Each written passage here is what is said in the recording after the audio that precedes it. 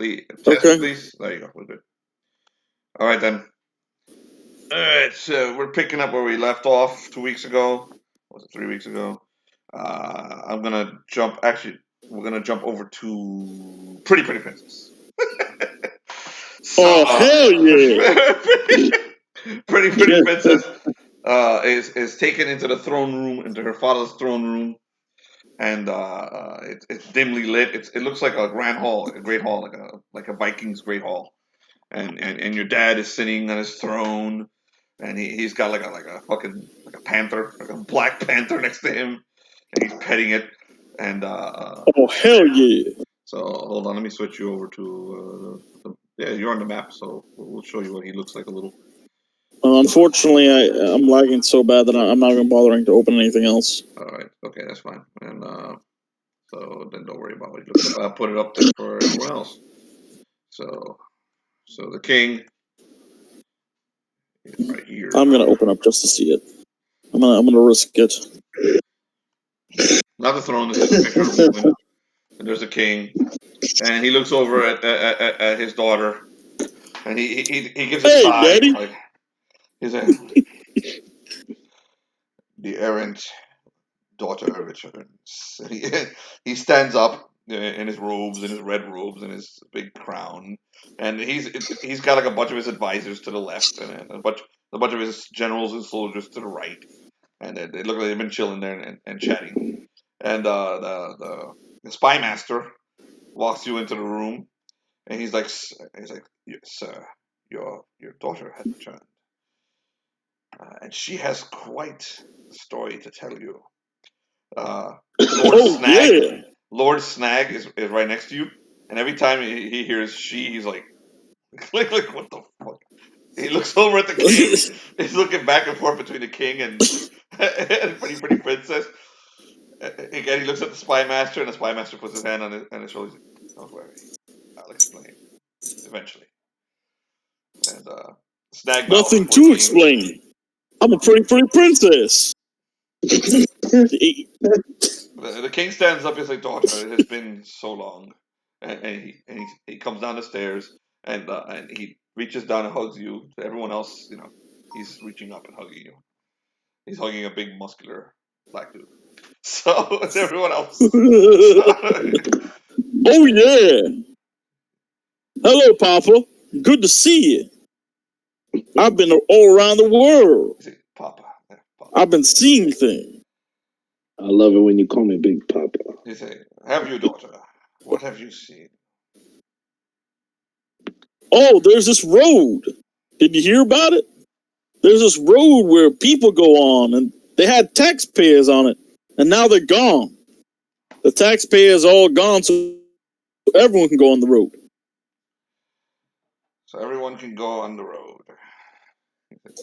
He goes back to his apparently to his throne. Sits down, puts his hand on the panther, the black panther next to him, and goes back to petting it. The panther coos and looks over you, and like its eyes narrow. Pretty princess immediately rushes the panther.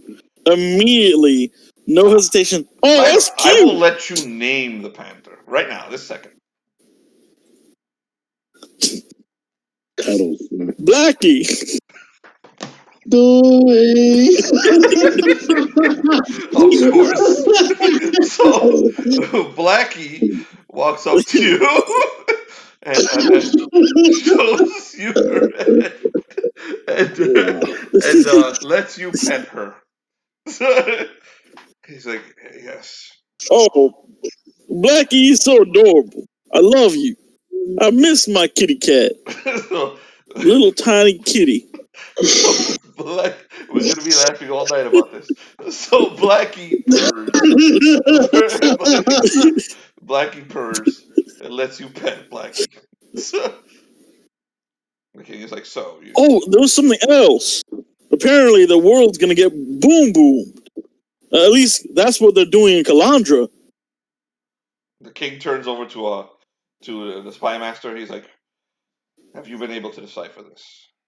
And the spymaster is like, sir, I believe the road has been taken over by the Kalandrah mages. They're not allowing anyone to journey to Kalandrah or to journey anywhere else. Yeah, but now they're sleeping now. They're sleeping. Now they're taking a long nap. The king is like, okay. Yeah. And he turns back to the Spymaster. He's like, continue.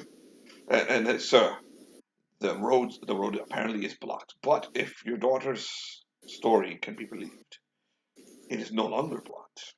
The tax collector has been killed. Is this true? Oh yeah, a crazy mage, a Remington shotgun, and I think a weird lady with an old lady with a red suit went through there, and they destroyed everything, including the golden people, the taxpayers. I think that they burned the grass too, and the flowers, and I think I saw a bunny. I hope they didn't burn the bunny. The king turns to Snagg, and Lord Snagg, what do you have to say of this? And Snagg is like, I was sent here by the wizards of Kalandrah to meet you, King. Hi, King. I think they sent me away from Kalandrah, so I wouldn't be there when this happened, as my loyalty is to Porthos, not to Kalandrah. I believe my king is there in combat. He is.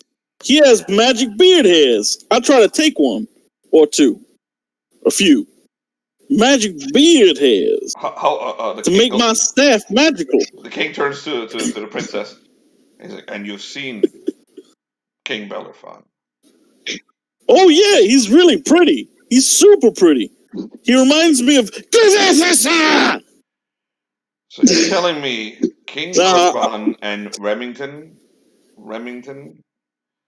is the Remington shotgun are both in Kalandrah right now?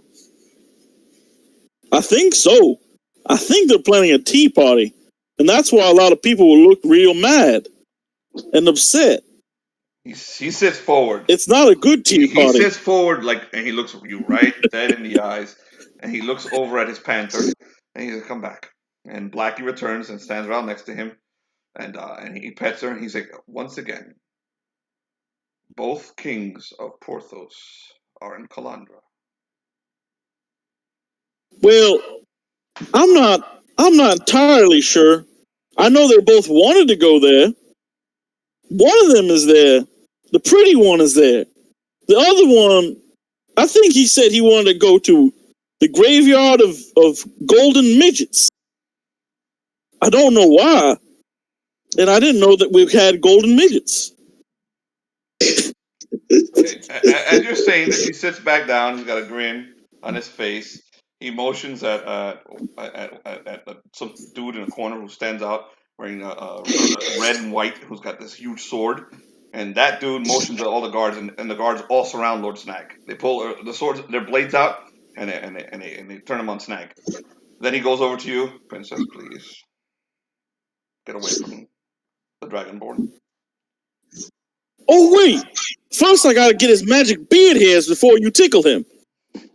Snagg. So again, Pretty Princess goes over to Lord Snagg and tries to grab any hair he has on his face. Snagg has no hair. Of course, there's no hair. Snagg is exactly. Like, so she keeps. Princess, you may want to stay away from me right now, because I'm considering capturing you and using you as a hostage. So stay away. But I need your magic beard hairs. He pulls out his blade. He grabs you and he puts it around your neck. Roll a reflex saving throw, Tyler, or Snagg.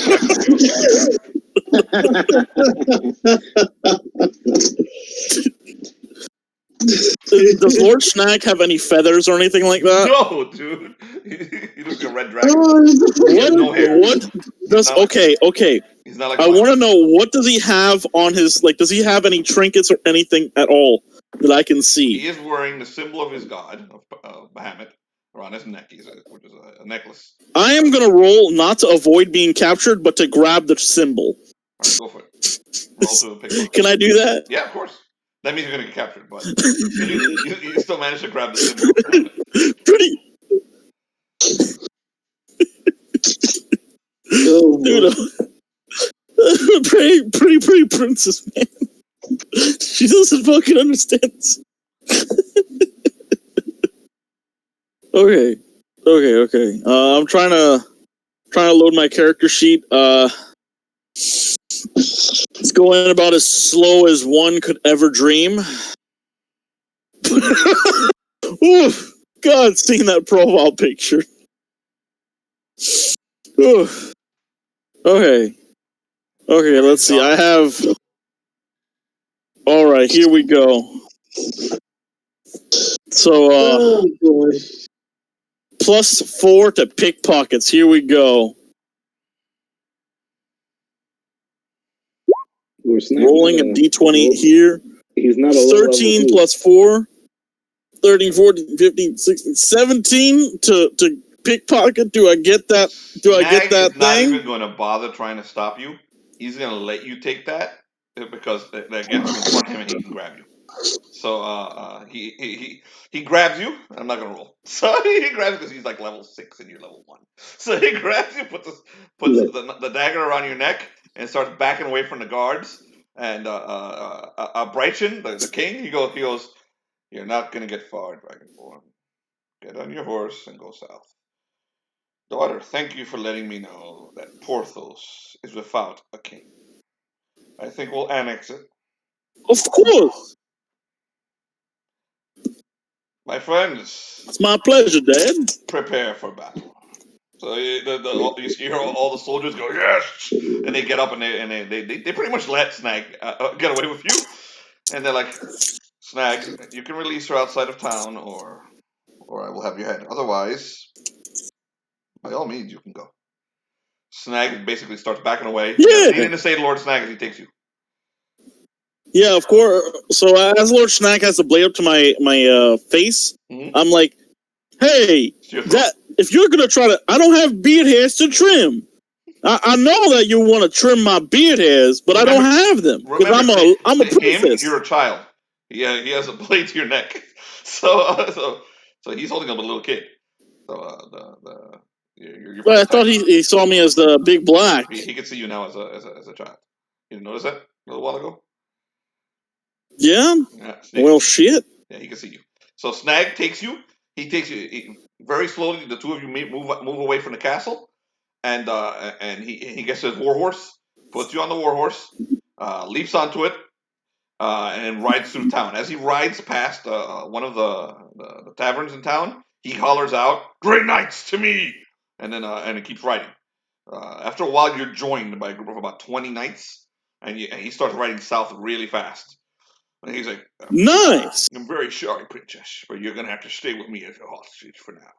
This is great. I'm glad I'm going on an adventure with you. My dad's very happy that you're letting me go on an adventure with you. I guess I'm a squire or something. A princess squire. Is that what's happening?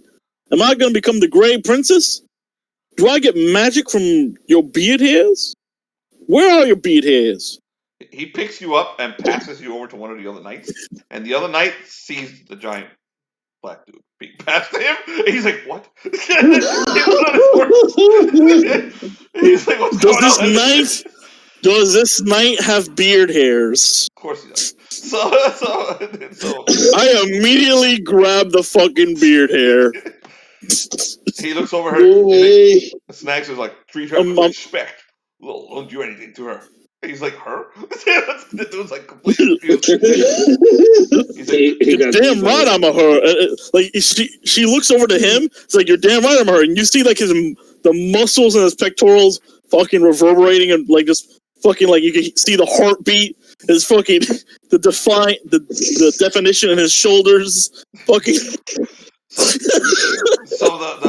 as you ride, Snagg stays close and he's like, "What do you know of the terrain around here? I know there's a town south. We'll leave you there. It's the closest town to your father. You should be able to find you there. Is that all right with you, princess?" "No, we're going on an adventure together. Come on."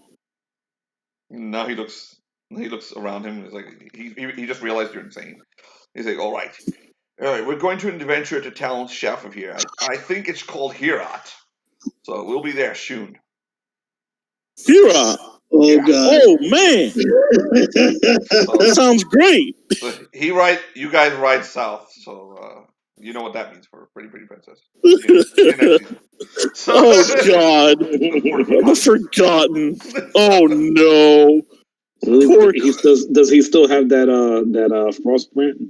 yeah, he's still got a huge fucking weapon on his back. Yeah. So, Yeah. so him and the princess and the whole issue now with her father will continue during the Forgotten campaign.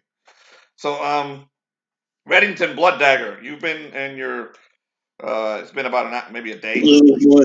You've been at your camp with your wife, and you've been taking care of your child, who just like the two of you never shuts up, and has been keeping you awake the whole time. So it's very loud screaming. So the Hex and Jax have been in a corner, basically staring into a wall this entire time.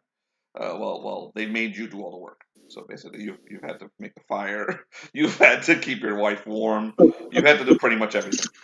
And at one point, they come over to you and they're like, and they go, "Ah, brother, Hex, what happened to your back?" Bellerophon happened to my back. Entire body as well. Yeah, front, back, everything.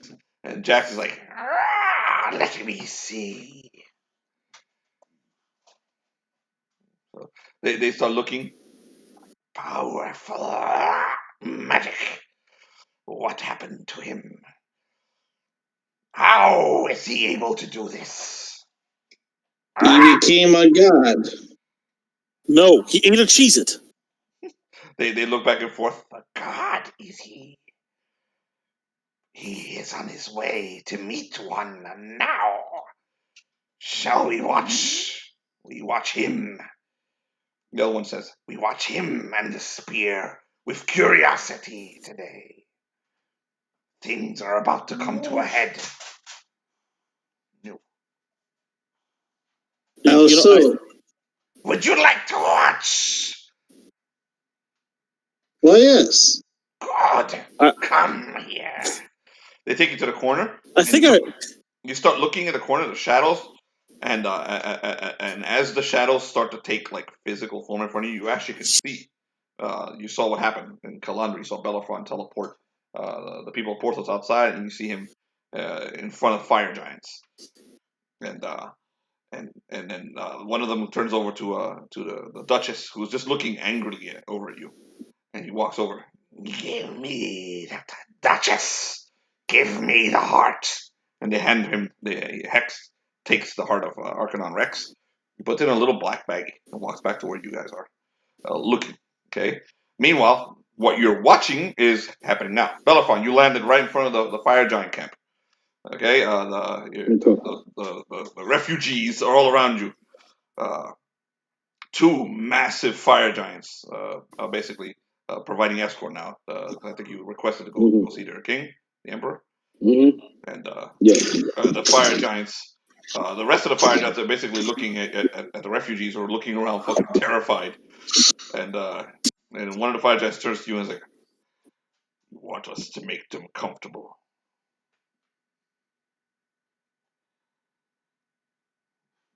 Yes. He turns, he calls, and you see a female fire giant. First time you ever seen boobs and ass that big in your life. So up here, and they call her and a bunch of other fire giants head over to and they bring some little tiny tents, and it starts. God damn! For the people who are the refugee camp. John, are you here? John.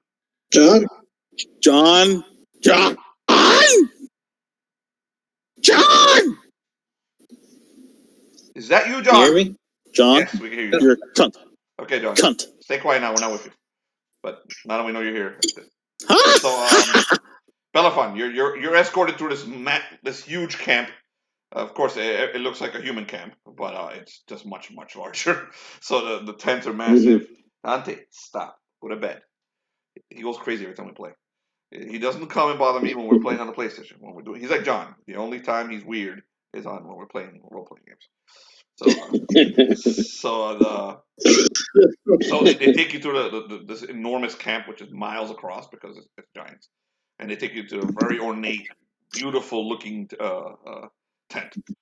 And there's two massive fire giants wearing blackened armor standing in front of it, and the two soldiers who brought you here, they go. One of them goes inside, and after a few minutes, comes outside, and he's ready to see you now. You go inside. Mm-hmm. All right, let me get you an image of the fire giant Emperor Vahj. Okay, Reddington, you and the two the griffins are watching all this, so you can hear it and see it. Got it? Right. I've come to realize that Riondrake is the Jack Sparrow of this game. No one really pays attention to him. We're about to go to him. Don't worry. So inside the tent, you see what looks like a massive fucking throne. It's ornate. This looks like a king's tent, but it's gigantic. It's really really big. Okay, it is a big ornate throne, and there's a glowing ball of energy hovering above the throne itself. And as you walk in and get close to it, it starts to like almost like a spasm, and you see like lightning, like electricity, ripple around this ball, and it continues to flash and flash until it forms into an armor, into a big blackened armor. And you see him holding, and he's leaning on a sword, a vorpal blade. No, go to bed. A vorpal blade. And you've seen this guy before. It's Emperor Vahj. You saw him during your trial. And he leans warily on it, and he's like, "Welcome, King Bellerophon of Porthos. I can't say I didn't expect you here. I knew you would be here. But I thought you'd be in Kalandrah, cutting Archmage heads off." I actually was. I was expelled. I was thrown this way. You know, magic is roll a personality check, Felix. A what? Personality check. Oh, okay. Hold on a second. I think I get. Just your bonuses for personality. I got my personalities. I got 3. No, Felix, that's bullshit. The hair gives you. No, but I actually I get from my helmet. I get another +1, and I get and I could re-roll. I could do a advantage on my personality. It's not the helmet. It's just your hair that gives you that advantage. You're not doing a charisma check. You're doing a personality check. No, this is personality. Okay.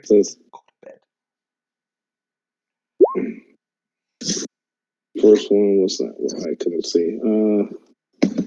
14, and the next one. I gotta move my maps around.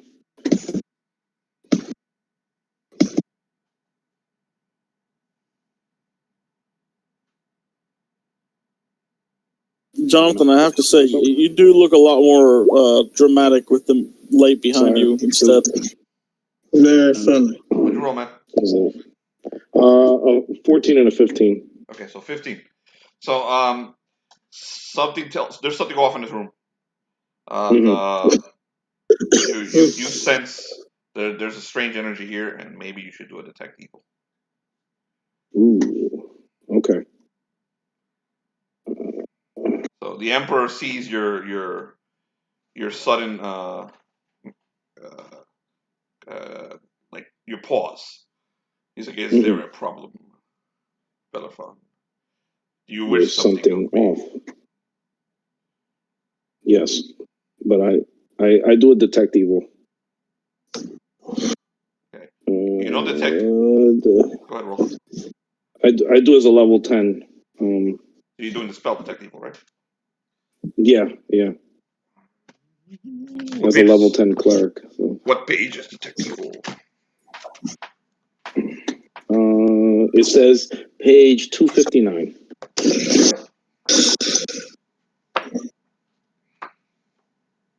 Roll.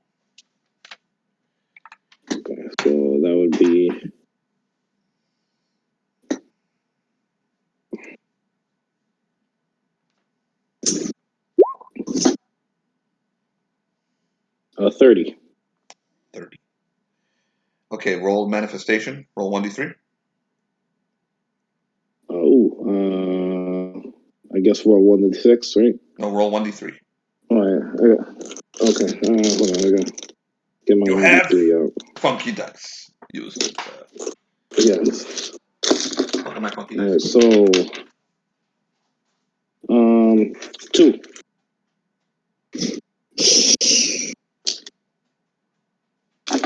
Okay. 1 sec. I don't see my funky dice.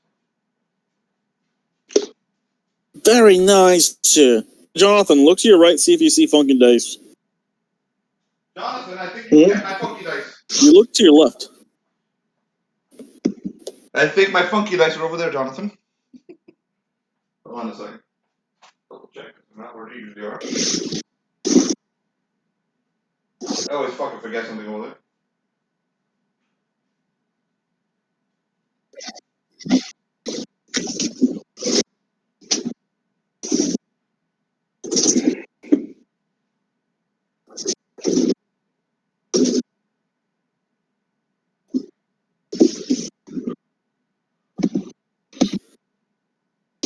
They should still be on Arwella's counter.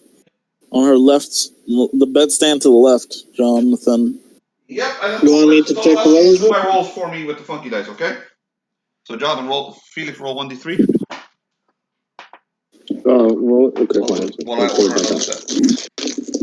I'm pretty sure they're there, Jonathan, upstairs in my mom's room. 3. I'll check right now. No, stay right there, 3, man. Felipe. Just use yours. We don't have to stop the game. Felix, you already rolled a 2. I know, but he said to roll it for him. So No, I don't need to roll for me. Later on. I rolled 2 for myself. Yep. So, Okay. Felix, a heavenly chorus trumpets strident tones of warning whenever the cleric views an evil creature. So, so you will hear a heavenly trumpet if you detect evil. You detect evil. There is evil. Okay, and in the room to his left, in hiding, basically something invisible. He's like, do you look in that direction? Well, you hear the trumpets. yeah, Trumpets in your head. Mhm. It seems we have a visitor, and I point to them. He's like, you see him back up, and then you see the image of Vahj just vanish, completely disappears. For a second, you see the glowing ball, and that vanishes. And then what's left, where Vahj used to be, is a corpse. The body of Tusk, of your old Viking friend, dead there, Mm-hmm. basically leaning on the sword, on the vorpal blade, but desiccated, completely dead, not alive. Mm-hmm. And then the puppet master appears, Naga, and she shows up right fucking there in her human form, and she waves at you. Hello. How are you? Hello. Smiles. I'm okay. Bet she didn't think I'd be here. How are you? Good. Behind you, 2 Godslayers step into the tent, Mm-hmm. and you're surrounded. So I will show you the map because Felix always requires a battle map. I like maps. Come on, man. Because there's always a fight with Bellerophon. So hold on. No, there's not. He's a peaceful person. So hold on a second. I'm thinking about your most peaceful moment when you tried to take down an elf non-lethally and you broke his spine. So he was fragile. It was an elf after all. So he had COVID-19. Naga looks at you. And she's like, I knew you'd try to escape. I knew you'd try to get away from me. And I can see that you're much more powerful now than you were the last time I saw you. She said, God, are you turning into one? Is that what's happening? She's slowly walking towards you, but not fast. She doesn't want you threatened. She's not making threatening movements. Just slowly walking towards you. Her hips moving back and forth. I don't like the snakes in the room. I think you should just blow everything up. The Godslayers are waiting. And she's like, Samar Naga, really... come with me. She's like, wait, Samar really left things here. Nice for me. Okay, his puppet over there, he controls the fire giants. He controls Kalandrah. He really left things running very well for me. He's like, I can kill you right now, but I'm curious. You're a god now. Why the curiosity? Do you remember what I did to the last god I ran into?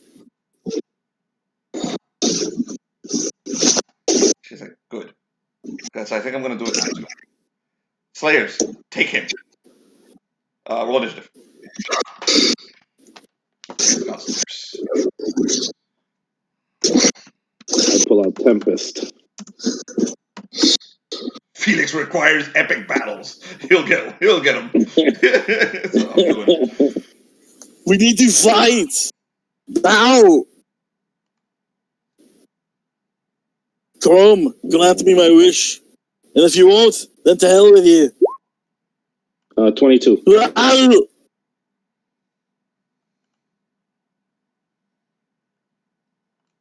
Hold on a second. This is not, the stats of the God Slayers are not on this fucking computer. So I have to resave them. The other computer has them. I completely forgot that. Well, that's this computer. Oh, this computer crap, you have a computer. Yes, I have a computer. It's amazing. It's the same computer. It's Oh, yeah. New motherboard.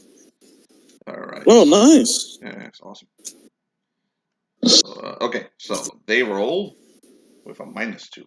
Because they're gigantic.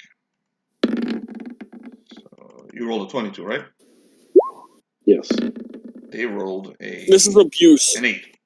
Okay, so before you get into combat, okay, this is being seen by Reddington Blooddagger, okay, right now, through a portal, which him and Hex and Jax are watching.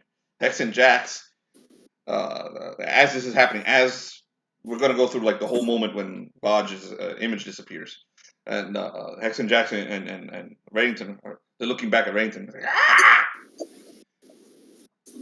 You know her, Reddington? I seen her once, particularly when Bellerophon proclaimed that he killed her child. Do you want to see your friend Bellerophon die? Or would you like to help him? Ah! They have like this sinister glare in their glowing green eyes. Sure, he's all well on his own. Proceed to the afterlife. You're not paying attention. You see, we are. And they both bunch up next to you. They put the heart, all disgusting and bloody, into your hand. Delicious. Ah, that is a dragon. Oh. And they back away from you. Fucking shit-eating grin. You're either a dumbass, Jonathan, or you're an asshole. So you may step into this initiative if you like, Jonathan. Hmm? Do you wish to roll for initiative? What is it? You may step into this initiative if you'd like. Oh, you have to just step into the portal. The portal, and you'll be in that tent.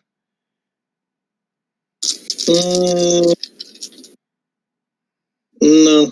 Okay, Felix, you're up. But I do ask a question like, can I use the heart to control the dragon from from the portal, or do I need to go in the portal? Are you asking me? Are you asking his? Yeah. I don't know. Try. You do have to roll initiative. Okay. I'm going to try that then. Give me a second. What do you need stats if you're going to be using the Heart of Arkham? I mean... Oh, you're doing the initiative. Never mind. Yeah. God, you know what? I think that was probably the best moment with Bellerophon, breaking that elf's spine. That was fucking amazing. That and the old lady falling. That and the old lady. The COVID-19 made his bones brittle. Dude. When the Queen of England smashed you over the head, that was amazing. Roll, John. Queen of England. Yeah. You only get a plus. Okay. I got an 8. You what? So he's just What did he roll? an 8. Oh, from his dex. Okay, got it. So all right. So you rolled an 8. You rolled the same as the Godslayers. So Bellerophon, you're first. What are you doing? Actually, the Godslayer, I think he rolled a little higher, just one higher than the Godslayers. Yeah, he did. One higher. I just noticed it. Let me set up initiative. Okay.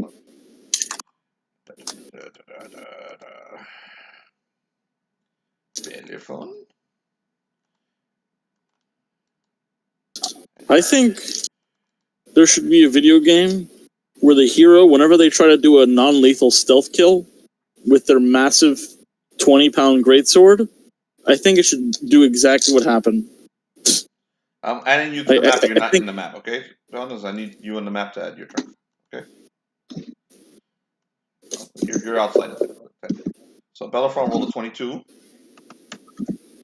The Godslayers rolled 7. There. And Reddington rolled an 8. So he goes before the Godslayers. Go ahead, Felix. Okay. The Godslayers are advancing on you. All right. Make a choice. They have very large axes. I Tickle them. Okay.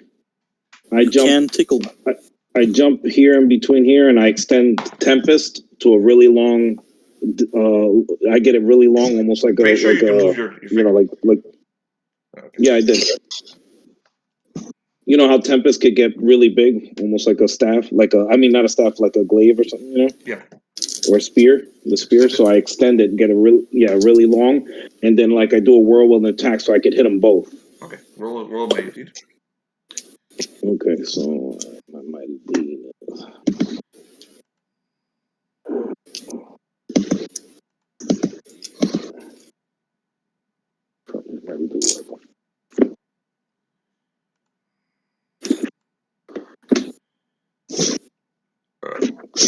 So, okay. Godslayers.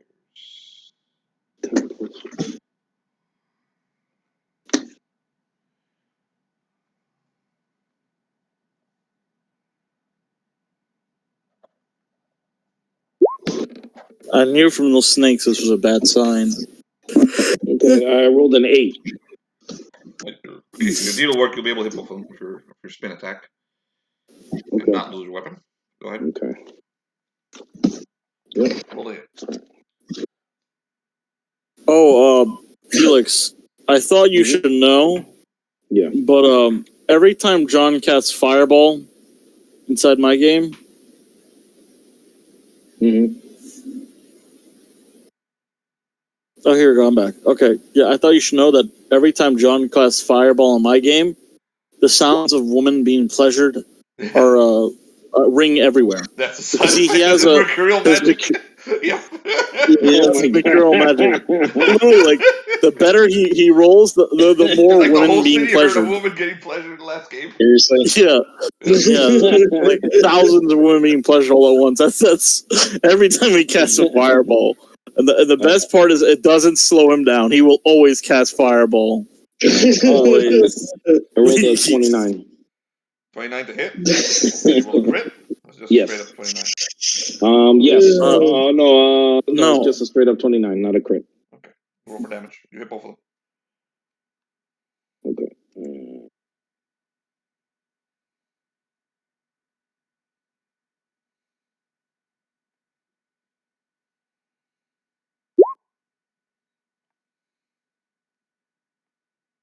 25. And are they evil? They're good. They're good people. I talked to Ted yesterday. No, I can tell you right now. Huh? The Slayers are. Yes, they're lawful. There's no way They're evil. They're evil. They're chaos. They're lawful evil. They are indifferent to everything. They're lawful evil, so they're considered chaos. I can't believe they're evil. I thought they were sweethearts. Okay, so 25 plus 7. 32 damage each? Each one, yeah. Okay. 32. Unless you want to roll different damage on the other guy. That's fine. Okay. What else you You got? want me to roll damage again on the other one? I mean, Nope. What else you got? actually, you know, traditionally whirlwind strikes, they it's like half for each one, I think. Okay. Like, no, I think when you're rolling for it, it's like There's no something rule. like that. See, the thing is, I have the same thing on. There's no rule for mighty deeds. Yeah, I just Those did the are mighty suggestions. deed. You can do full damage. That's fine. Okay, Yeah, so all right. No, I have the same thing on Riondrake actually. I'll do a mighty deed again. 7. And I'm gonna cut off the arms off this guy right here. This guy.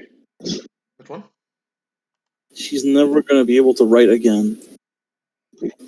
So This all is right. heartbreaking. Okay. Would you roll on your deed, die? 6? 7. All right. Go ahead. Roll the hit. Yeah. You're just aiming at that guy, but you want to chop off an arm. Yeah, I'm gonna actually lop off his arm. So Which arm? The 33. one holding the shield, or the one holding the axe? Well, the one holding the shield. Okay. I'm gonna identify it. This guy is the shield guy. They're both shield guys. This guy is shield guy. I thought they. Oh. Well, I'm confused. Yeah, no. Damage, man. You hit him. I was just saying that. Okay, so Aye, okay. you're not in this fight. You yourself.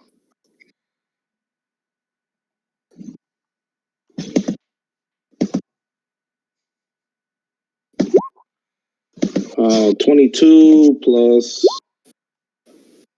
3, so 25 off. 25 off of him. You So 32. Yeah, and lop off the arm. Okay, you disable his arm. You don't lop it off. So you basically come down, you slash at it, you disable the arm. He drops the weapon. Actually, he's gonna roll a freaking continue to hold the weapon. Give me a second. He's gonna roll. He's gonna try and. Resist. So for +7.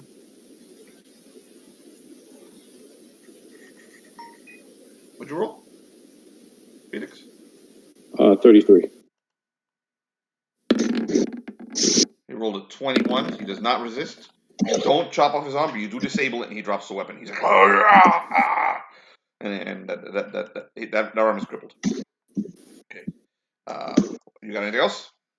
Oh yeah, they're god slayers. And yeah, and I'm gonna do another mighty deed, and I'm gonna try and cut both of them at the knees. So 9. I'm gonna do a whirlwind again, and I'm gonna hit the tip of my blade on each one of their kneecaps to disable their legs. Okay, you can't do a whirlwind and disable their knee pads. You gotta decide which one you're gonna do. The deed has limitations. Okay, all right. So you can slash them both, or you can try and the one whose arm's disabled, I'm gonna disable his kneecap. Okay. Then roll it. All right. So I'm gonna. What's a 9?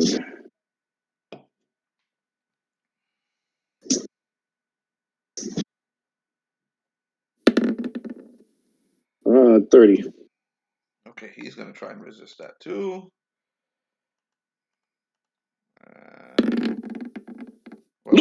Oh shit! He took the hit, so give him the damage, but you didn't. Yeah. Roll for damage.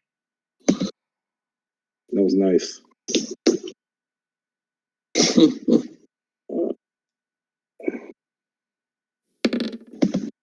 And he did it roll. Okay. Yeah. So 27 plus. He's more damage. Plus 10. So 37 off. Okay. All right. You did, even though he rolled that fucking 20, you did so much damage. You did enough to kill him. So you basically, you screwed up. And he tried to like get away from you, and he turned, and you wound up having your sword underneath him and pulling it up and basically cutting him up the middle through his balls. So he's like, oh! He falls over dead. Okay, the other one howls. You're done, right? Yeah. 3 attacks is the most. The other one howls and rushes for you. Yeah, that's it. The other one howls and rushes for you. What's your armor class? 23.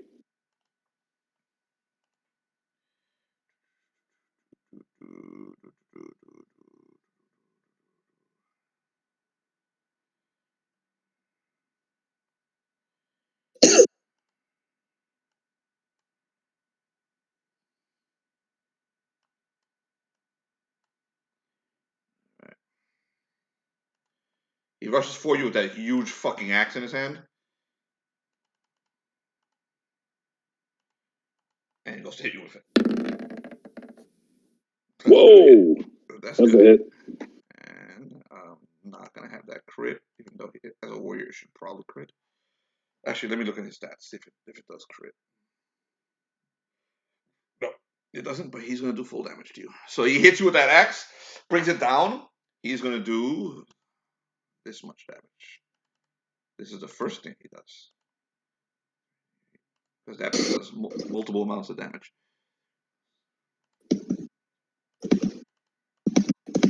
Take this much first. This is normal damage. 23. Then you're going to take lightning damage because he channels lightning through the thing. Okay. This much lightning damage. You feel freaking electricity freaking go surge through your body. So you take 23 plus 16. Like Arnold. He pulls the weapon back and slashes again and hits you with it again. These are God Slayers, man. They're tough. And you killed one.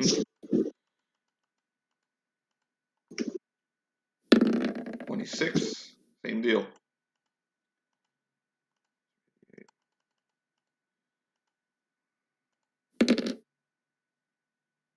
Yep. Take that much, physical damage. Wow. Sorry, I'm rolling really high. And then this much lightning damage. Has Reddington done anything?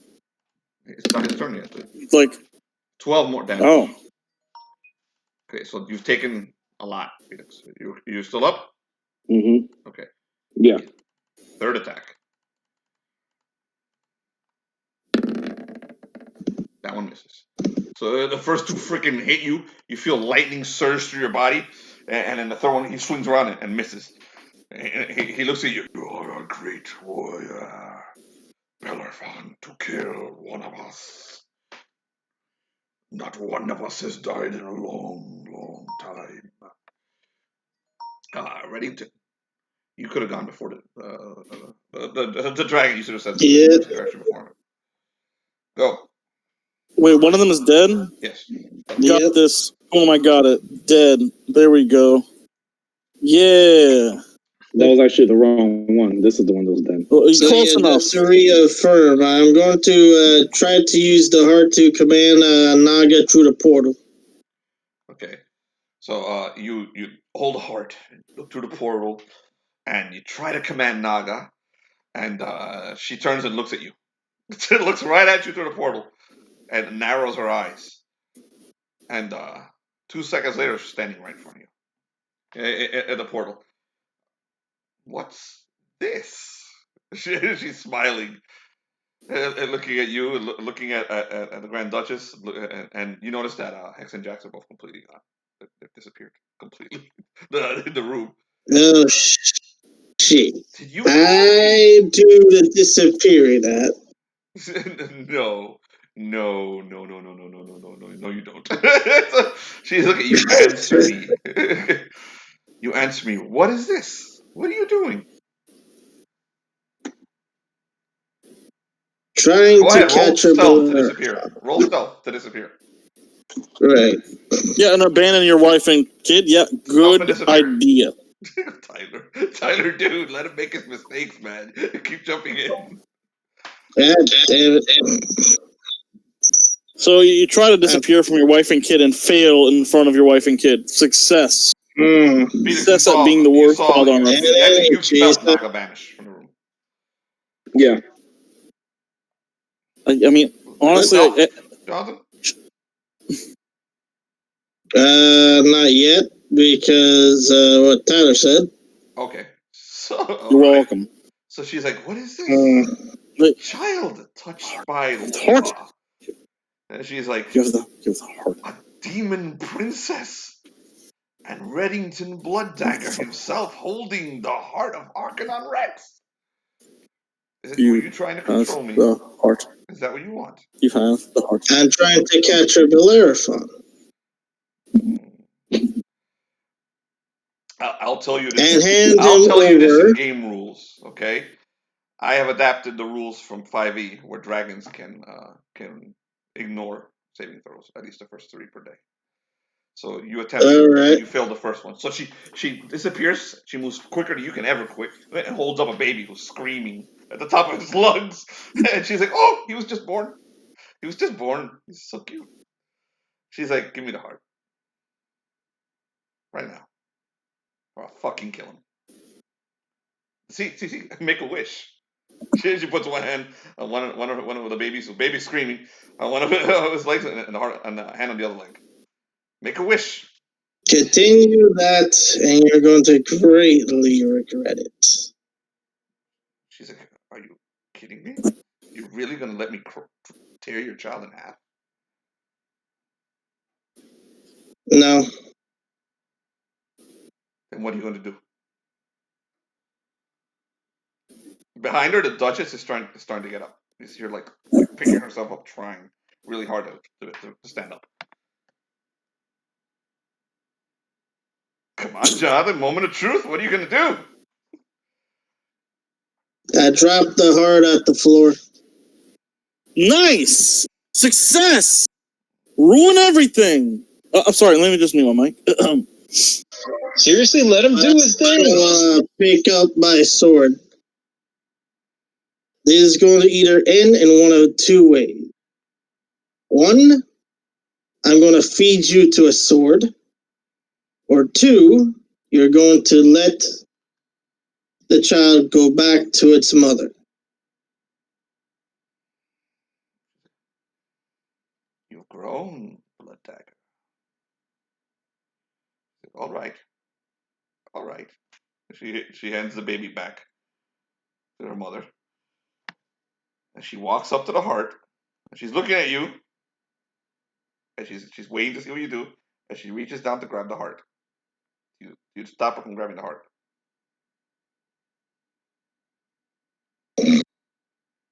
One question, if you may. She said, "Don't worry, little guy. I'm not going to hurt you. I got nothing against you. But go ahead, ask your question."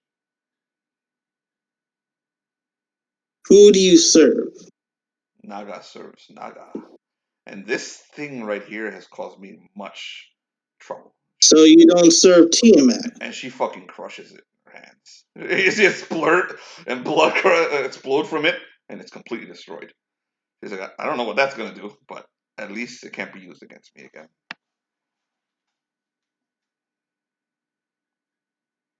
She said, "Tiamat." So that's all you were going to do?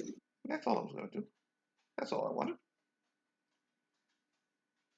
I'm going to go back and talk to the paladin friend. You want to come?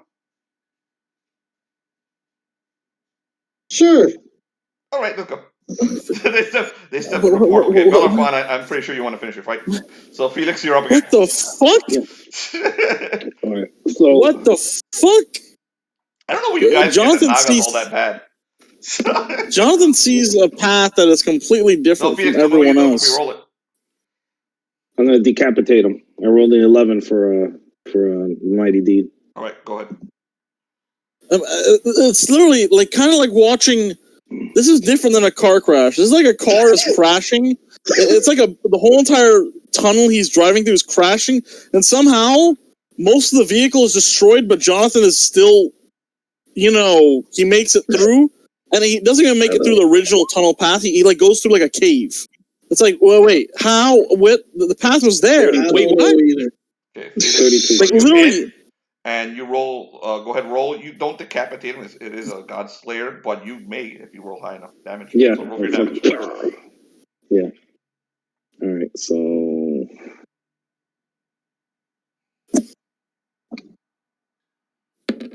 This decapitation business reminds me of an actual murder with a decapitation. Okay. So you slash 28 at him. plus 4, so 32. And I just 28 plus okay.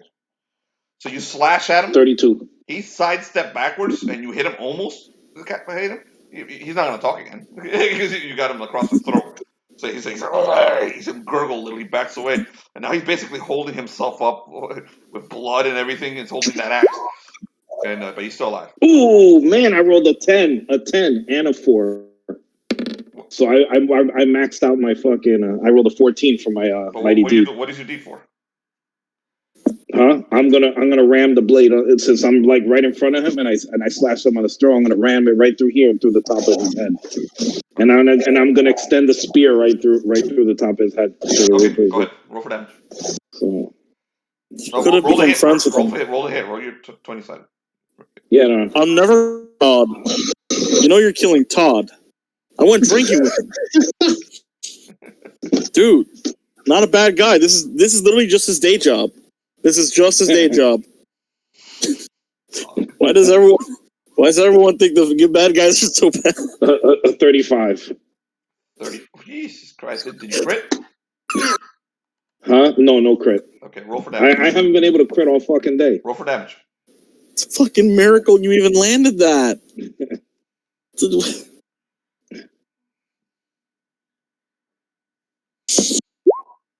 Oh god. 29 and 6, so 35. Okay, exactly what you described happens. Okay, you turn into a spear, slash it through his heart. He gurgles a couple times and then slumps over dead. Joins his partner. So both of them are dead. And Damn I it. use my I'm gonna miss Todd. my next attack, and I heal myself. Okay, go ahead.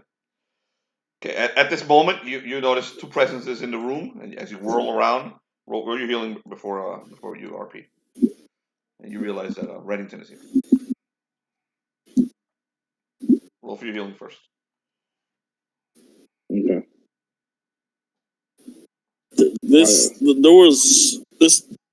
The situation could have been complete. Wow. Like, I mean, 37. there was a way to do this without being a dick, but you found the way to be a dick. Oh, You made sure. No, not you, Jonathan. Yeah. You made sure to find the way to be a dick. Felix, let me know when you've done healing. Oh my god. All right. Okay. Yeah. I'm good. Okay. Like, so remember your hit points too, because this is all part of the same battle. All right. So if you're not at full, Yeah. and you need to keep them for the next game. No. It's taking a long time to finish this, but once we have everyone together for an actual live game, we can knock out the rest of this. In like one go. Yeah, one go. So you notice Naga returns, and she's like, "Honey, I'm back, and look who I brought." And she points over at Reddington. I brought your little son with me, and she like slaps him on the shoulder, really hard. You don't know Reddington. So he steps 3 or 4 steps. He didn't betray you this time, I don't think. He tried to help. He really did try to help you. He tried to use the Heart of Arcanon Rex to mind control me. It was great.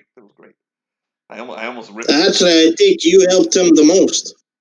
She's like, I almost ripped his fucking spawn in half, but he was man enough to. Oh no! By all means, you saved the world, Naga.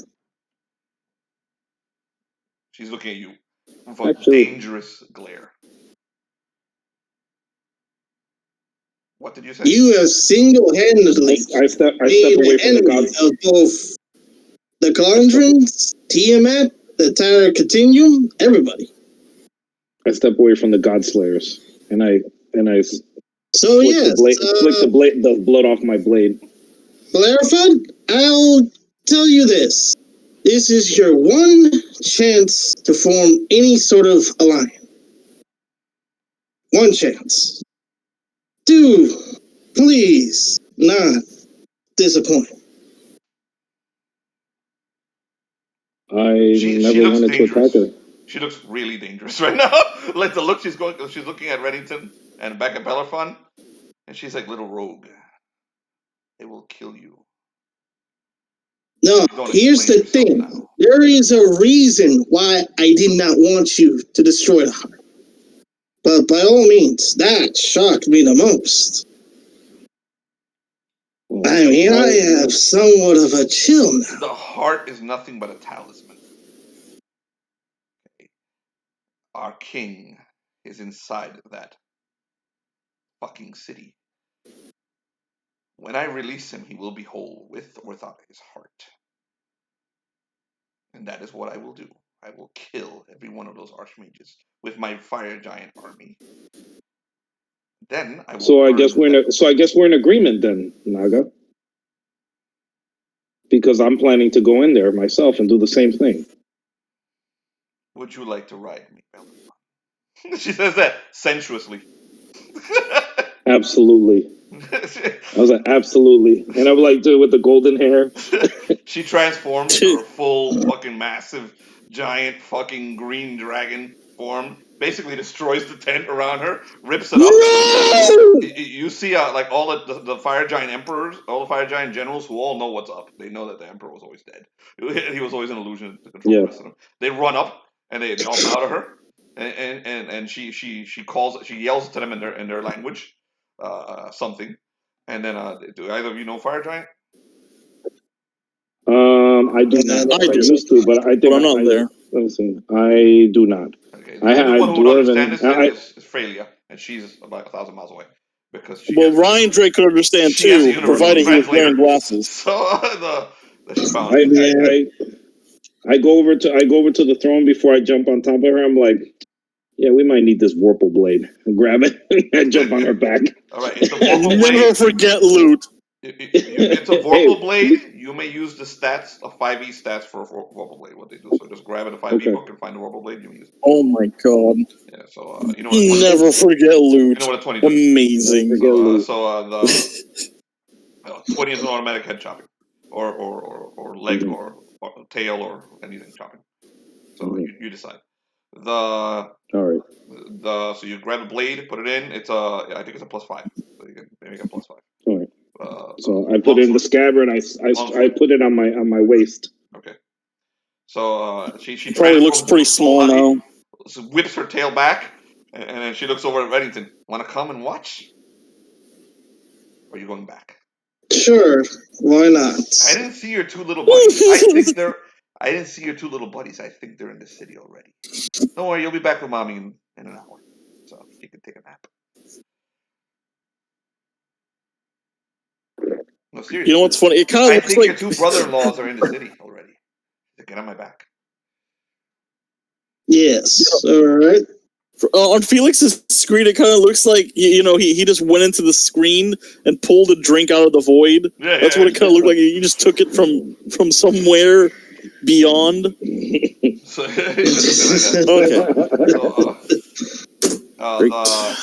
Naga opens her gigantic wings and flies straight up into the sky, and she starts basically doing circles while the fire giant army starts marching on the city. Okay. We'll you guys are kind of done for the day. So I'm back. I know you may want to leave. I don't think that. Yeah. So because we're gonna go over. Yeah, I don't think they'll be expecting this. No, I wasn't expecting this. That was the last thing I was expecting. How did you land upright, Jonathan? Like literally, you went through the whole entire situation. Before we get there, she's gonna give you a little story.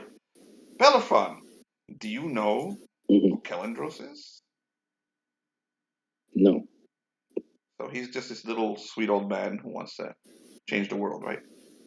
Do you know what Kalandrah really is? Enlighten me. Can I tell him?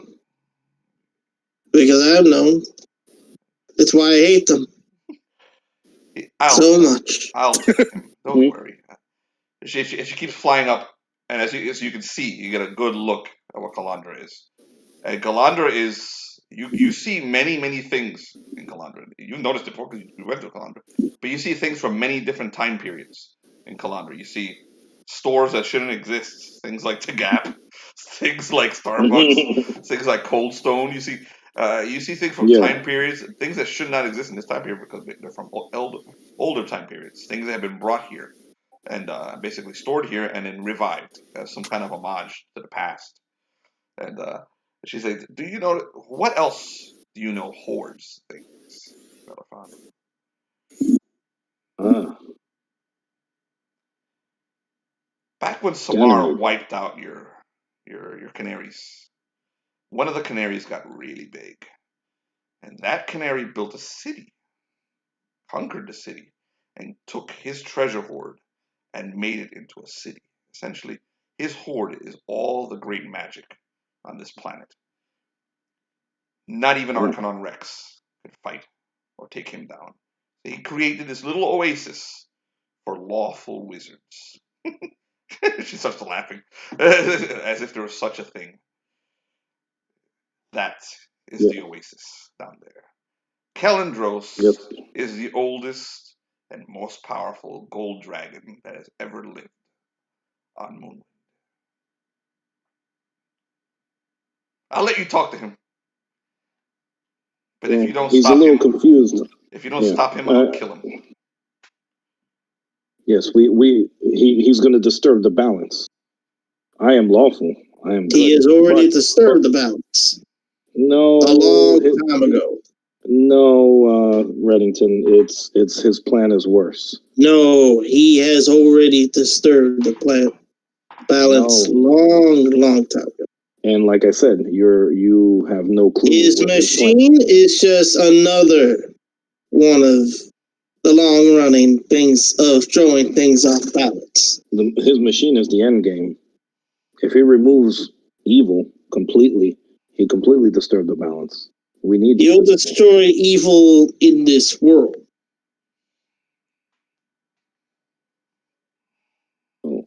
I won't allow that. Chaos. It's chaos. I am lawful, but the balance must be kept. Yeah, Naga says the same thing. It's chaos. Chaos what he's destroying. He won't kill evil. Chaos. and she keeps flying her so close. You two are fun.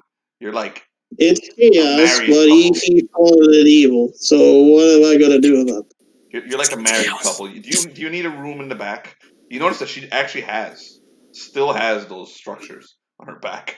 She has Oh my ruins. god, she has she ruins does. on her Oh back. my god. You can go into one of those rooms if you need and hash it out. Because this is going to be a while. The Giants are not as fast as me. And I'm not going into without them. Quite all right. So she keeps flying in circles. So, all right. So we're going to take a 5-minute break to go to the bathroom and stuff. And then we're going to go visit Riondrake, Seth, and Felnox. Okay. All right. And then Felix, Felix, if you want, hang out to listen. If you got to wake up early, you're good. I gotta get up at 4:20. So. All right, you should watch the video because fun stuff's about to happen. Yes. All right, man. Riondrake is going to make friends with Batman, and we're going to fix all the crimes. All All right. guys. 5-minute break. You take it easy. Good night, gentlemen. Take care. Good night. All right, have a good night.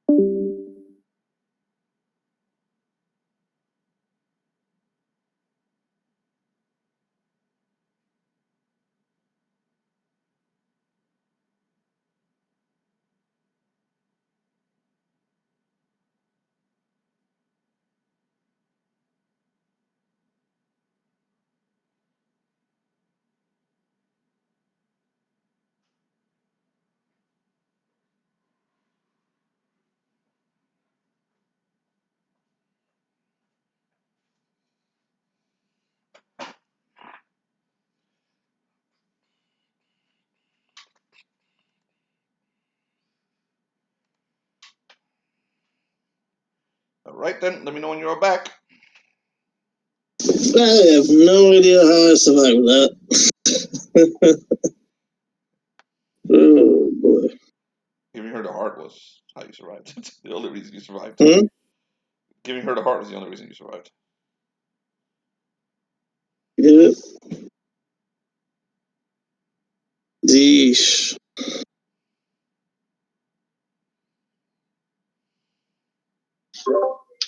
Back. John? Y'all. We're waiting for Ty, and then we'll pick Red up. Y'all. And then we're all gonna die. Hey, Jonathan? Jonathan? Yes? Yes. Are you muted in Roll20? No, you're not, Jonathan. I think I hear you. Sorry about that. Yep. I didn't notice any echoing, so sorry about that. Jonathan, if Okay. you don't mind, run up, ask my mom, go upstairs and look for my Funky Right. dice. my funky dice. Eddie, you want to look for your funky dice? Funky dice.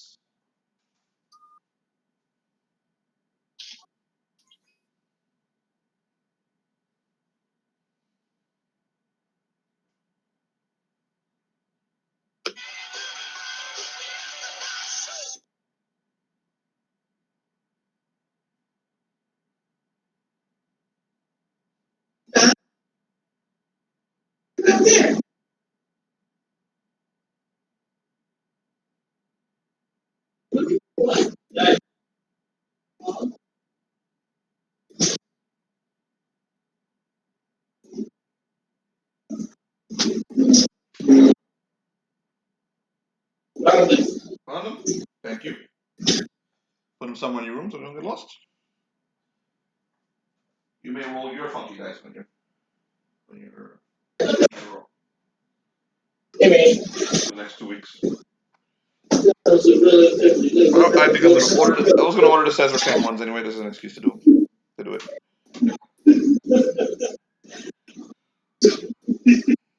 You know, subconsciously, you left them just so you can order the Caesar cans. The necessity. Okay, I found it. Excellent. Thank you. Put them aside somewhere. Yep. Tyler, you back? So yeah, what I was planning to do there completely went not how it was supposed to go, or imagined it. Yeah, the good thing is we're getting everyone where they need to be. Pretty Yep. soon this is done for the season. Reddington is going to join the big fight with Naga and Bellerophon, and if they can not kill each other while they're on top of Naga. So, Yep. Tyler? But that is the best time to do it, you know, having an epic duel on the back of a flying dragon in an ancient city. Come on. You get better than that. Alright, Tyler's back. You ready, Ty? Tyler, are you back? Yeah, I'm back, yeah. Sorry, I needed that fucking shower. Ready, Tyler? Tyler went to an entire shower. Yes, I am. Fuck you, cunt. Alright. Yep. Meanwhile, at the mall. Oh God. Yes!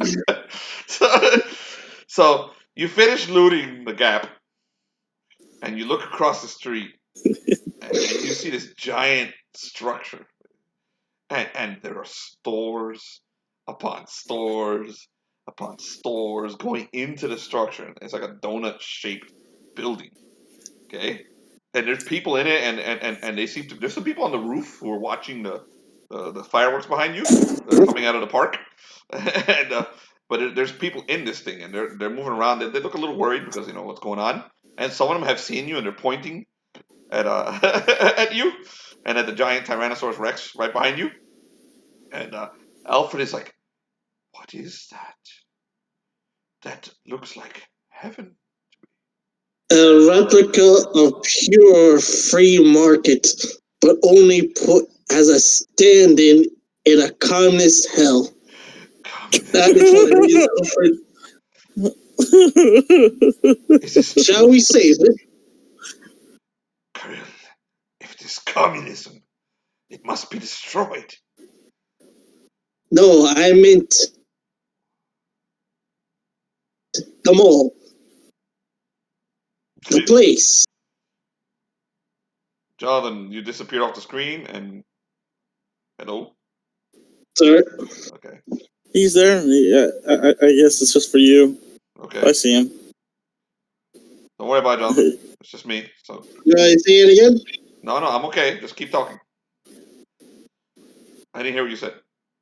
I mean that all this stuff that's put like a museum, we take it with us. Again, whatever the... It is a beautiful place. Yes, Alfred? It is gorgeous. But if it is a communist monument... And why the hell is it in a communist land? If it is a communist we should take monument, it back. If it is a communist monument to capitalism, it should be preserved, but we should kill the communists. Yes. He rears his head up and roars at the top of his lungs. All the people in the mall freak out and they start fucking running. And then you hear the answering calls coming from the other side of the building of the Velociraptors, of the pack. Okay? And they come rushing over to you guys and they join you. And they basically make like a V formation. And looking back at you and turn to you. What should we do? Shall we kill? Do you require assistance? We kill the communists and sell their parts. Excellent! One of them screeches at the top of his lungs, runs across the street, leaps on a mother and her child, and drops her down and rips her head off. The child screams and tries to run away. He whips her with his tail out to the street. It's run over by a car, and then it keeps going. Oh, God. The other Velociraptor jumps across the street, pulls a guy out of his car, fucking tears him in half. And the other Velociraptors, it turns into this giant massacre as the Velociraptors start eating communists all over the street. Jesus Christ.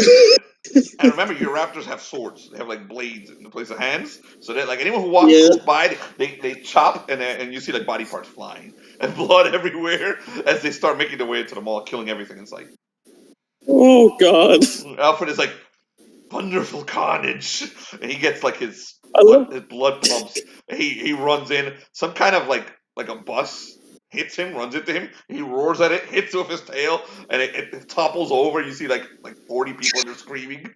And he smashes his way into the first store. And you hear people screaming in there. And then you notice the name of the store, Babies Are Us. As he goes in, so what do you do, Krill? Unleash your dinosaurs. I love how the first thing is they kill a mother and child. Amazing. You're amazing, Krill. What do you do, Krill? Krill decides to join it and starts going to the stores upstairs and starts taking anything of interest that he could sell. Alfred meets you. He's got something in his hands. It's shiny. He drops it in front of you. This looks like it might be valuable. It's like a shiny metal thing covered in blood. Just dropped into a table in front of you. He said, "Can you identify it, sir?" Krill tries to identify. I imagine the screaming, it up and down, all the screaming, shaking. Roll intelligence. While they're taking around. Yeah, they're screaming. While they're digging around. People with half their a guy with an arm missing runs by you. He's like, people running for their lives, screaming. I thought they took plastic here. And he runs away. Go ahead, roll an intelligence check to see what that is. The bloody metal thing he dropped in front of you. It looks mighty expensive looking. We could probably sell it. 21. It's a pacemaker. So it's a what? It's a pacemaker. A pacemaker, an artificial heart, asshole. Oh my God! Of course you don't know what that is. You fucking genius. It's what you put inside an old man that's heart. Their heart isn't so good. I believe it's augmentation, artificial organ, Alfred. A cybernetic body part. He pockets it. He pockets it. Sticks it in his little bag. This will sell for hundreds back home. Excellent. Yes. He roars again, goes back to his old man's pacemaker, and then goes back into the mall. Oh wait, Krill said something. Krill said something. You notice him leaping from one level to the other, fighting more people at the second level. Oh my god. So, what are you doing? Krill goes to as I said, he's trying to collect things he thinks are value. Okay. I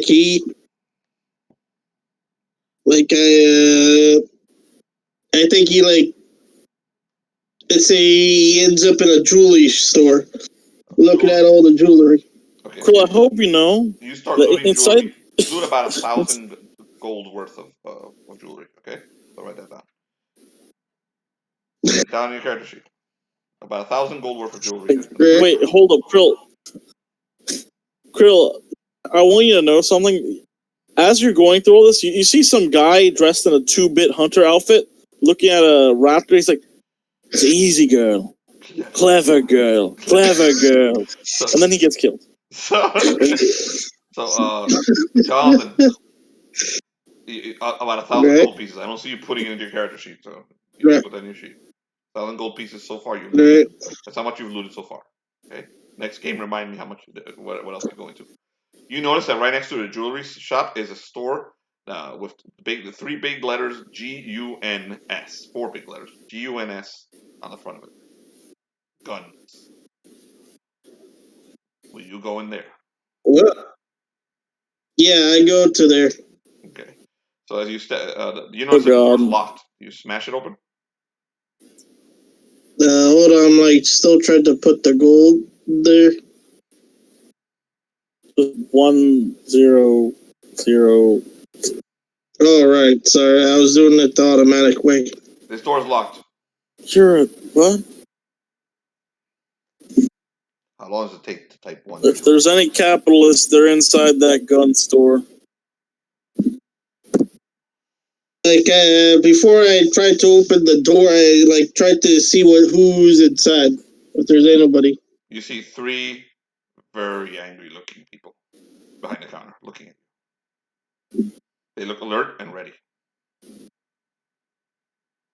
I pull out a plasma gun and try to show it to them. They smile. They go, and each one of them pulls out a gun to the rifle and shows it to you.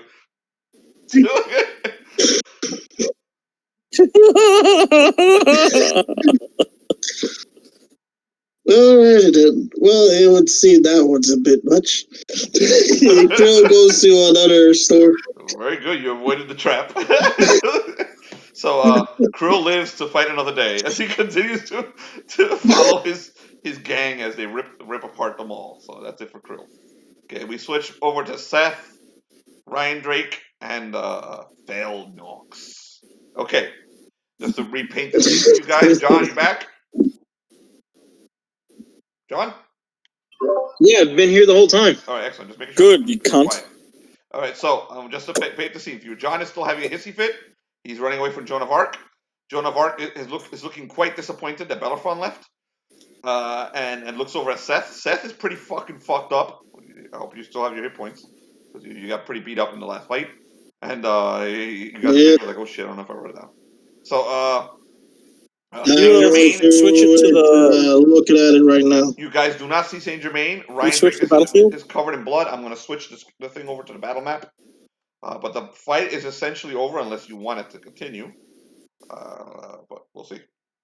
You guys can be bloodthirsty too. Hold on a second.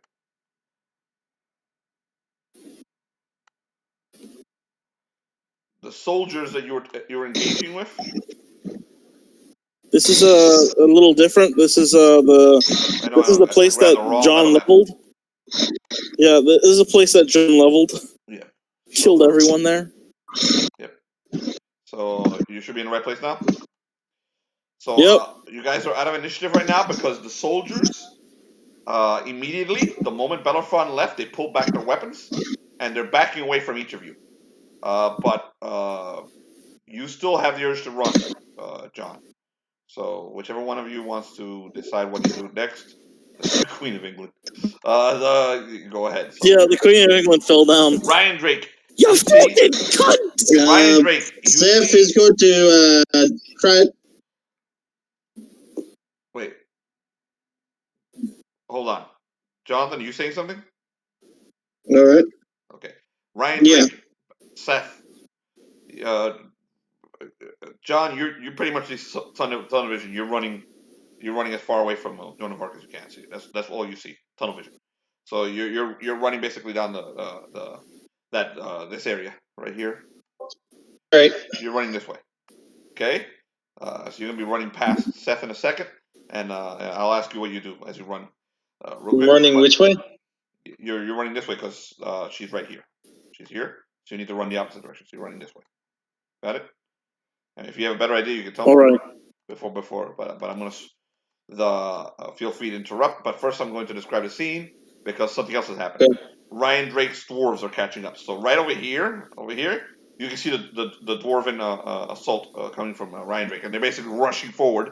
The Duergar, and they're not engaging yet, but they basically stop right in front. It looks like a scene in what do you call it in Yojimbo when the two families are like each other pulling out the weapons and looking at each other. So basically, you see the papal guard pull out their weapons, they're looking at the dwarves, and the dwarves doing the same thing, they're pulling out their weapons. You see a massive shape coming behind the dwarves themselves, and you see the large flaming wings of a Balrog, and you know that Nozgoth is on his way. Okay, and in front of him is the glowing white light of Elijah. They're not too far; they're a couple hundred yards away, but they're heading straight for you guys. So, what do you guys do? All right. So the first thing I do is I look over to Seth. Oi, grab the crazy wizard. And then I look over to the rest of the soldiers around me. Go back to your tower before my dwarves come here. Lest you want a bloodbath.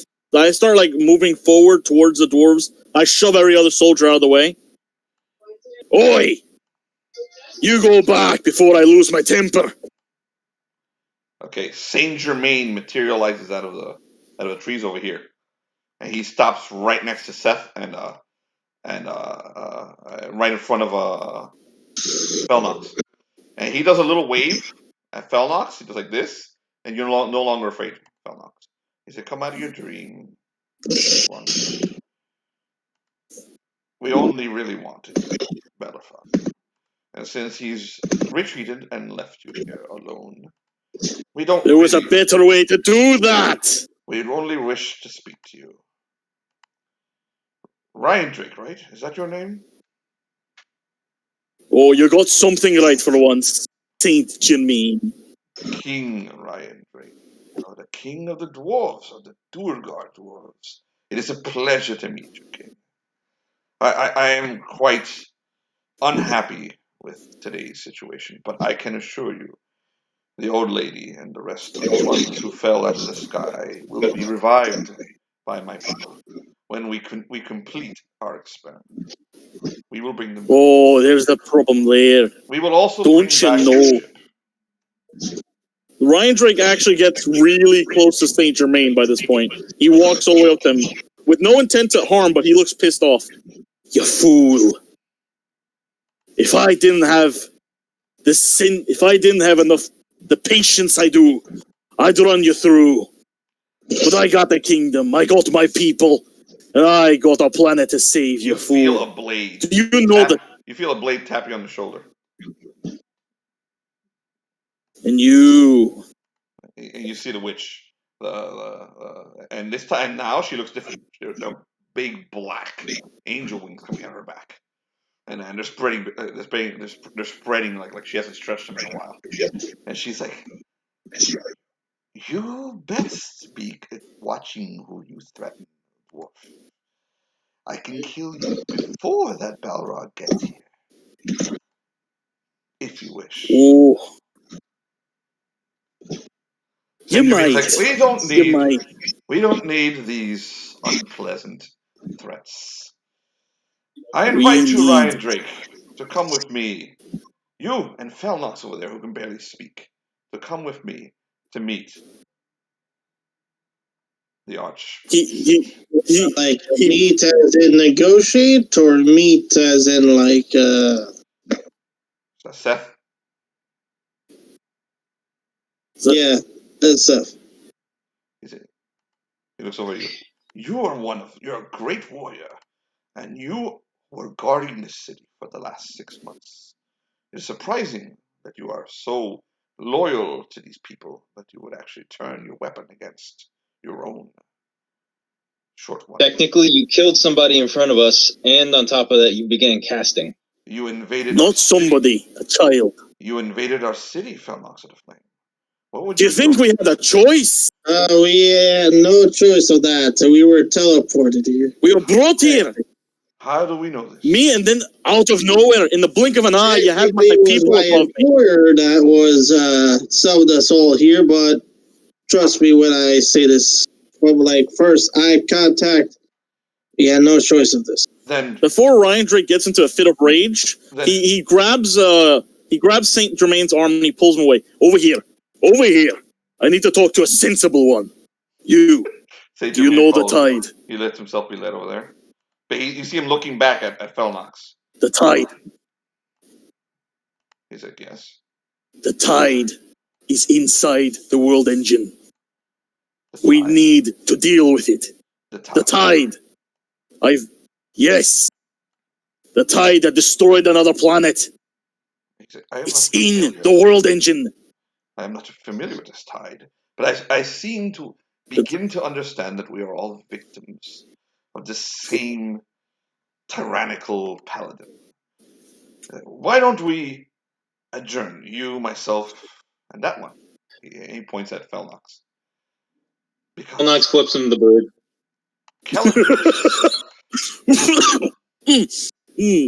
Kellendros would like to meet you, Felnox. I know you've met already, but he would like to speak to you.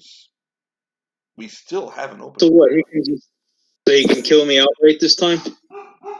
No. Better yet, how about we just let you guys finish what you're doing and the entire universe? Technically, Felnox, if they were one of us dead, they would have done so by now. They could have used that city's carrying power for our people to kill us outright. Joan of Arc. They were sending a message, Felnox. Joan of Arc takes that black, screaming, hellish blade, and she pats Seth on the head. It's like, listen to the little guy. Listen to him, Felnox.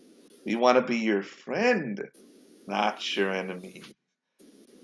And you do that by killing babies and attacking us. We told you already. They believe they can bring that baby back to life once the world engine is finished. We will bring You're idiots. The tide is going to take control of the machine. It's going to wipe out the entire universe. And the only ones who know enough to stop it have to fight them. Why don't you tell me? Listen. Why don't you join me on the balcony and tell Kellendros that? Come. Because he's not going to listen. He's going to kill me. He holds out his hand. Come with me. You think?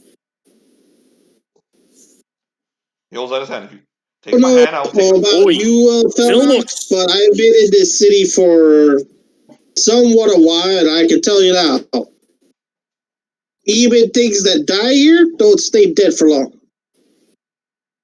You see? Felnox, come with me. Felnox, I know your rocker was... Saint Germain starts walking towards Felnox. We need to deal with this now, Felnox. Saint Germain starts walking towards Felnox with his hand outstretched. Come with me, Felnox. I will leave Joan of Arc here. You can keep her as a hostage. Joan smiles like, yes, you can keep me as a hostage. Riondrake and Seth and that princess who's on her way here and that giant Balrog can keep them as a hostage. And you and I can go up there and we can speak to Kellendros and you can tell him all about the ocean that's coming. Let him know that there's a river coming. About an ocean that's coming. You really just said that to me. What? You have no clue what's happening. You have no clue what these people are going to do to you. Apparently we have no clue why you're even here. You were an invading force and now you're a negotiating force. And now you're someone who's coming to save us. Take my hand, sir. I will take you up, Kellendros.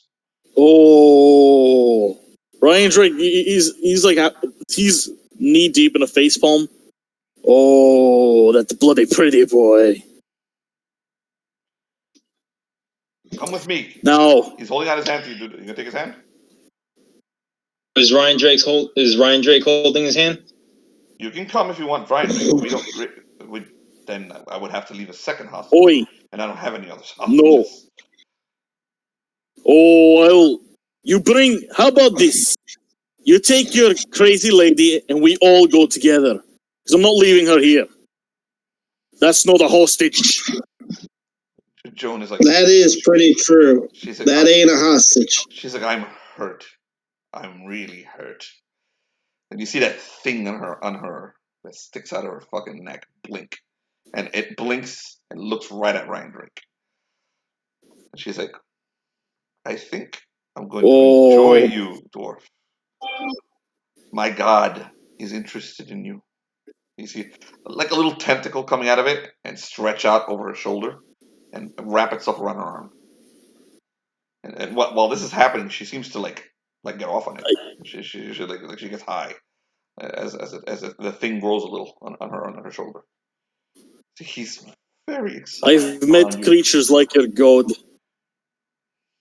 Then you know what. Well, in any case, as I was saying, Felnox, yes, the last time Kellendros wanted someone dead, he transported us to the storm wall. So yes, they don't want us dead, at least for now. We never wanted you dead, Saint Germain. We never wanted you dead. We want that paladin madman away from here. He will destroy our plans. But apparently, Felnox of the Flame knows something is going on inside the world engine, something we may have overlooked, and that he, in his infinite knowledge, knows about. This is precisely why we wanted you to join the Archmages.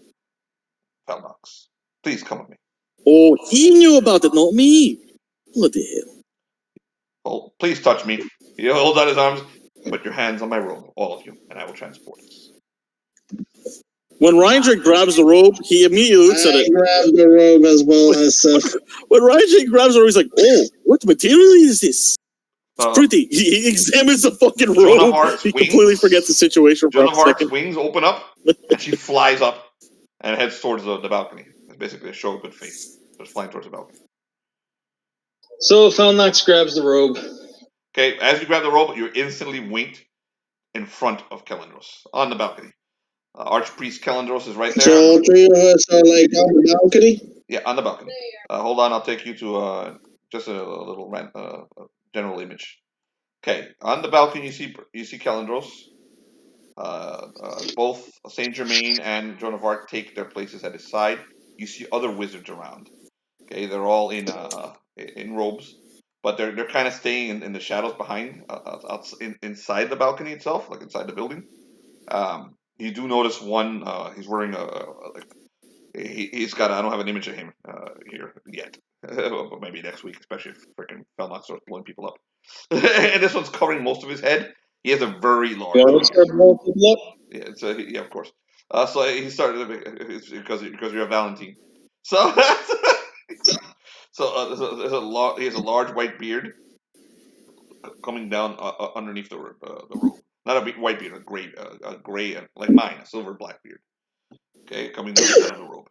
And then to this right is another dude. This one looks like he's a wizard, but he's got like cybernetic parts, and you can see like lightning rippling through the inside of one of his arms. That's actually showing from under his robes. Half of his face is burned off, and the other half it has a mechanical eye that keeps closing and opening, and you see like a red light coming out of it. And that one he's got a permanent sneer that was written on his face, but from some terrible accident. And he's also standing in the shadows as well. There's at least 2 female archmages also, but they're staying to the shadows as well. Kellendros looks down at you, and he gives you he greets you all with a warm smile. He's like, "My friends, we meet again. Oh, Felnox of the Flame, and I believe this is the first time we meet Riondrake Firebeard. I apologize, Riondrake, for not inviting you to the council that was to judge the criminal Bellerophon. The others did not. I'm not surprised. Some of the others did not deem you worthy of the throne that you hold. Figures. The throne I had is a city wiped out. Now I assume a new throne. It's a fair stance. I'm not surprised. But I'm not here for the small antics. I'm here for what you're doing and what is within what you're doing. What You we're know doing, of the tide, don't you? the tide. By the way, Felnox is still holding on to his sword, you know. He just has a very stoic face, and he's just standing there still. Riondrake Firebeard. Whatever you think is occurring inside the world engine, I have complete control of it. There is nothing you can do to stop what's going to happen. It will happen. And we have moved up the time thanks to your invasion of Kalandrah. It will no longer take place within 3 days. Forced invasion. It will not. It was not even an invasion, tactically. It will take place within the hour.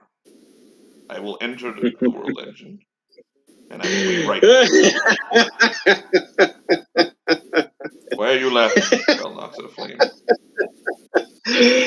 Wow, you couldn't wait to die. That is amazing. You sped up your own funeral. That's wonderful. Felnox of the Flame. What? Explain yourself. The tide is in the world engine, devouring everything, including Archanon Rex, who you nailed in there. By the way, I'm not too fond of using soulless people as batteries. That's just gross. His eyes but glow gold for a second. And but I'm sure you know what you're doing. I'm sure you know what you're doing, considering you're about to let chaotic force of such unbridled nature take control of your precious world engine and use it to wipe out our entire universe. It's not like it did it in just do that. No, this is something that likes to feast and hunt and eat. I faced it before. I've heard, Felnox, that you are one that values law, even though you use chaos as your weapon. Yeah, and I can tell what you're doing is the most chaotic thing ever attempted. So you wish to bring... terrifies me. You wish to bring order out of chaos through chaos itself. Is what you've always done, isn't it? I've mostly used chaos in self-defense. To bring order. To save. I know he's tongue-tied, but that's about it.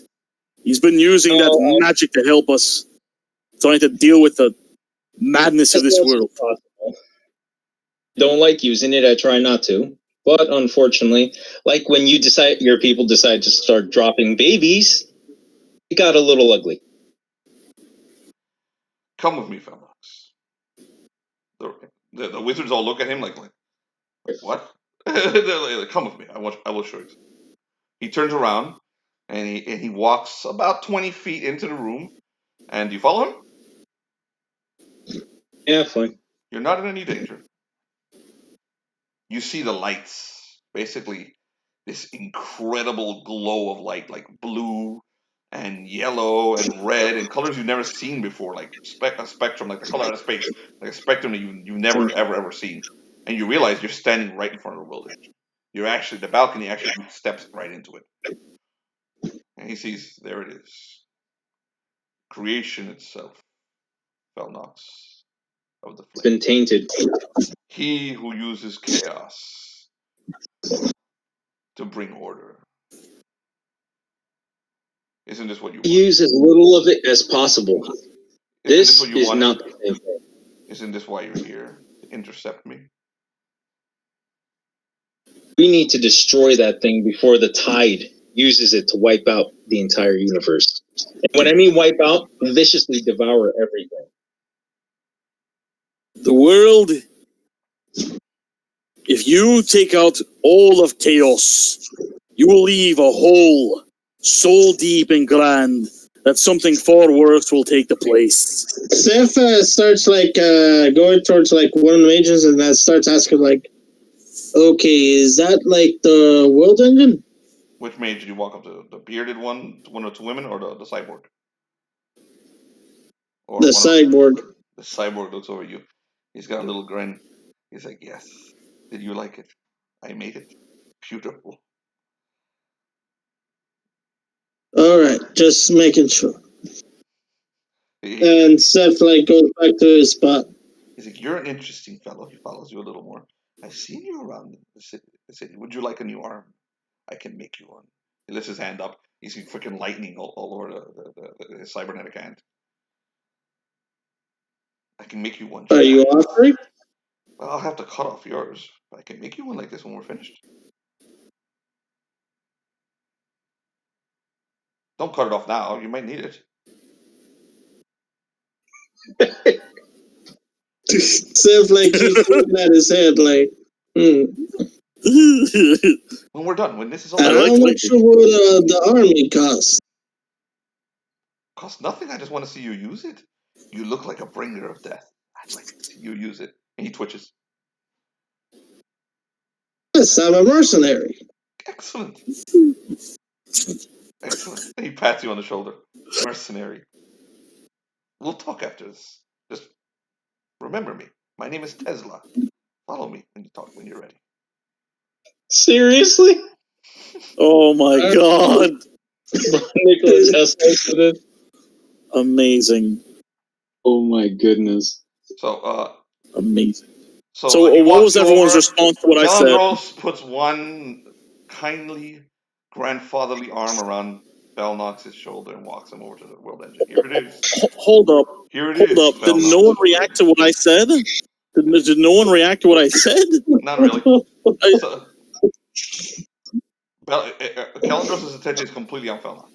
He's like, you, great wizard. Great wizard who I invited personally to join our council. Great wizard who disagrees with me. Prove me wrong. Step into the engine. Do what you can do to save reality. To show you that I look at him. This is how I show you that I am so sure of myself that what I am doing is just. That I will allow you to go in there and do it yourself. You will come to the same conclusions as me after you step in there. Go, please. I appreciate it, and it is a wonderful offer. But there's one thing I've learned. The more power you use, the more dangerous the result. And as our wise king over here just finished saying, I know he may seem a little off his rocker sometimes. He does speak truth. To wipe out all chaos, bring order to everything in that manner, you create a new form of chaos. More deadly than the original. You don't understand me, Felnox. If you can do better, go ahead. He's getting out of the way. He's letting you walk in. Go ahead. I will not hurt you. The only way to do better to wipe this thing off the face of the planet. It can be turned off from inside. All you have to do is release the one we have enslaved in there. Go in. Do it. You can do it with your mind. But you must step in. Yeah, I step turn in. around. Riondrake! Do you step in, Felnox? I think he said something. I can't. Everyone keeps talking over him. What did you say, John? Well, I asked if he turned around and yelled over to Riondrake. Did Riondrake come over, or he's just still like, I can't believe they're not talking to me? Felnox, you called Riondrake? Oh. Felnox, they're giving you the opportunity. If I were to move, they'll turn me into a frog. I could see it in their eyes. I can see it especially in the women. He looks right at the woman's eyes. I can see in your eye, witch. You want me to be a frog? He looks like Kellendros, and with his sword, he kind of like points over at Riondrake with a face like, is he really serious? Oi, Felnox. He's like, I won't harm. Riondrake smile. You see I won't harm the you see Riondrake smile. I won't harm the little ones. You see Riondrake smile. Oh my goodness. I will not harm the little ones. Go ahead. Felnox. But some of the others here may. You notice in a corner. You see Riondrake. In a corner, there's a dude. One of the other Archmages is in darkness in a corner, and he looks ready. You can't see his face, but something about his stance and his physical form looks very familiar to you, Felnox. Oh boy. Not all of them agree with what I'm saying. I look at Kellendros. I'm like, look. Wait, hold up. So Riondrake's hold up, bro, hold up. Riondrake smiles because he was making a joke. He looks over to you. All right, just go in there. Something happens, I'll rush after you and I'll kill the tide. The Hollow will make it happen. And he taps his sword. Provided the mages let me through. I was kind of hoping he would come with me because, like I said, the tide's in there and it almost killed us once before.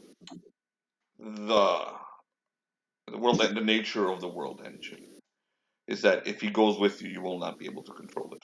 Only one soul must be in there to control. He can go in and you will see what you saw the last time I took you in there. But you won't be able to control anything. We would have to step out to allow you to maintain control. To take the reins, so to speak.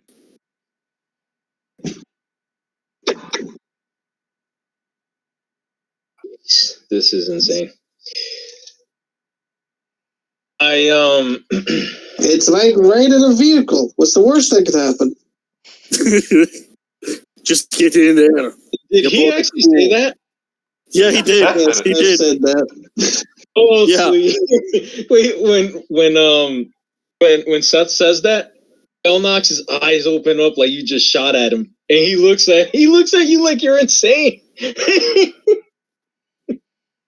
Get in there, Felnox. They're not going to give us another opportunity like this.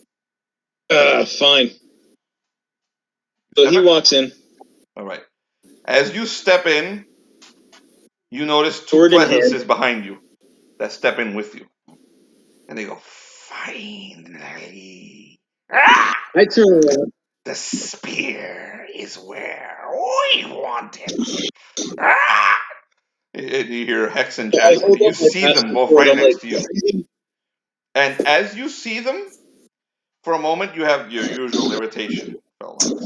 Your irritation with them. Then you remember. Then you go back to who you were before you stepped through that portal, to the person that you once were, or the entity that you once were. And your whole dark, black story comes into focus. And you remember that you used to guard a gate. In some other world, in some other life, you used to guard a gate. You used to be a gatekeeper. And you realize that these two are your brothers. That they're not your manipulators. They are always with you this whole time. And that all of you are children of Hades. And not only did you care for them, and that did you love them, that you had two other brothers, okay? And their names were Riggs and Beltram. Oh my goodness. Okay, and you were actually one. You and your three brothers. You were a monster, a huge creature that protected your realm. A creature with 3 heads, a hound with 3 heads that guarded the gate to hell itself. Okay, and as you realize who you are and who you've become, you burst forth out of the world engine into your true form, that of a giant 3-headed hound called Cerberus. Here's your image. Cerberus. And guess what? I told you get to be a boss.